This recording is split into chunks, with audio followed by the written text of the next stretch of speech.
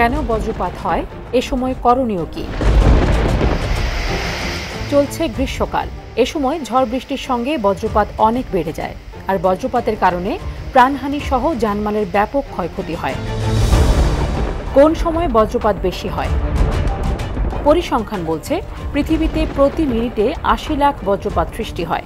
দেশে সারা বছর যে পরিমাণ দুর্যোগ হয় তার মধ্যে সবচেয়ে বেশি ২৬% হয় মে মাসে।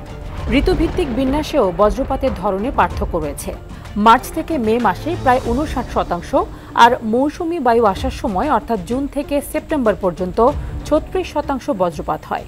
তবে মোট বজ্রপাতের প্রায় ৭০% হয় এপ্রিল থেকে জুনে। তাই আমাদের জেনে রাখা দরকার বজ্রপাতের সময় করণীয় ও সতর্কতা। ঘন ঘন বজ্রপাত হতে থাকলে কোনো অবস্থাতেই খোলা বা উঁচু স্থানে থাকা যাবে না। সবচেয়ে ভালো হয় কোনো একটি পাকা দালানের নিচে আশ্রয় নিতে পারলে।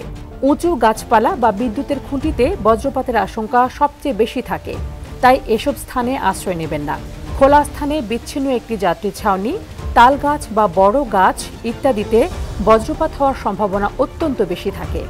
বজ্রপাতের সময় বাড়িতে থাকলে জানালার কাছাকাছি থাকবেন না। জানালা বন্ধ রাখুন এবং ঘরের ভেতরে থাকুন। বজ্রপাত ও ঝড়ের সময় বাড়ির ধাতব কল, সিঁড়ির রেলিং, পাইপ ইত্যাদি স্পর্শ করবেন না। এমনকি ল্যান্ডলাইন ফোনও স্পর্শ করবেন না।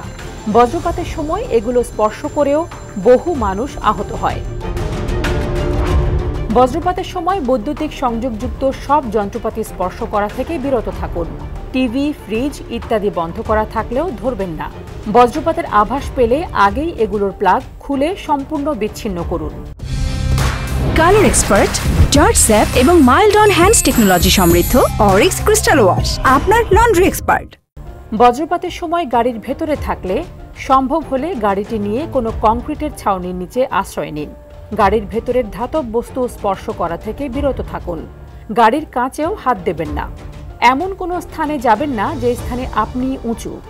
বজ্রপাতের সময় ধান ক্ষেত বা বড় মাঠে থাকলে তাড়াতাড়ি নিচু হয়ে যান। বাড়ির ছাদ কিংবা উঁচু কোনো স্থানে থাকলে দ্রুত সেখান থেকে নেমে যান।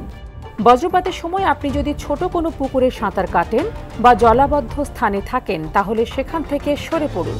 পানি খুব বেশি বিদ্যুৎ পরিবাহী।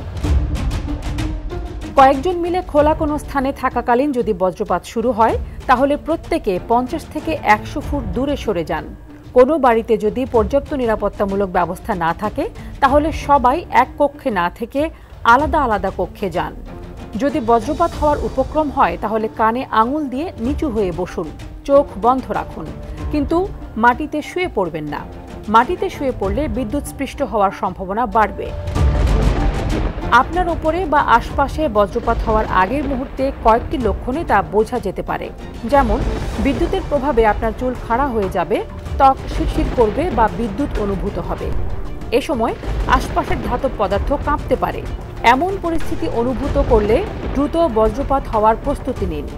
বজ্রপাতের সময় চামড়ার ভেজা জুতা বা খালি পায়ে থাকা খুবই বিপজ্জনক। এ সময় বিদ্যুৎ অপরিবাহী রাবারের জুতা সবচেয়ে নিরাপদ। আপনার বাড়িকে বজ্রপাত থেকে নিরাপদ রাখতে প্রয়োজনীয় ব্যবস্থা নিন। এজন্য আর্থিং সংযুক্ত রড বাড়িতে স্থাপন করতে হবে, তবে এই ক্ষেত্রে দক্ষ ইঞ্জিনিয়ারের পরামর্শ নিতে হবে। ভুলভাবে স্থাপিত রড বজ্রপাতের সম্ভাবনা বাড়িয়ে দিতে পারে। বজ্রপাতের সময় আশপাশের মানুষের খবর রাখুন। কেউ আহত হলে বৈদ্যুতিক শকে আহতদের মতো করেই চিকিৎসা করতে হবে। প্রয়োজনে দ্রুত চিকিৎসককে ডাকতে হবে বা হাসপাতালে নিতে হবে।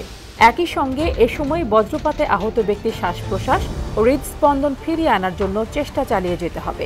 এ বিষয়ে প্রাথমিক চিকিৎসায় প্রশিক্ষণ নিয়ে রাখুন। গ্রামীণ অঞ্চলে মাঠে অবস্থান করলে পায়ের আঙুলে ভর দিয়ে দাঁড়ান, তারপর কানে আঙুল দিয়ে মাথা নিচু করে বসুন। বজ্রপাতের সময় এভাবে নিজেকে নিরাপদ রাখার চেষ্টা অনেক কাল আগে থেকেই প্রচলিত। বজ্রপাতের সময় নিজেকে বিদ্যুৎস্পৃষ্ট হওয়া থেকে বাঁচানোর বিষয়টি সম্পর্কে সবারই সচেতন থাকা উচিত। বাজ পড়ার পর ব্যক্তি শারীরিক ও মানসিক উভয়ভাবেই ক্ষতির সম্মুখীন হতে পারে।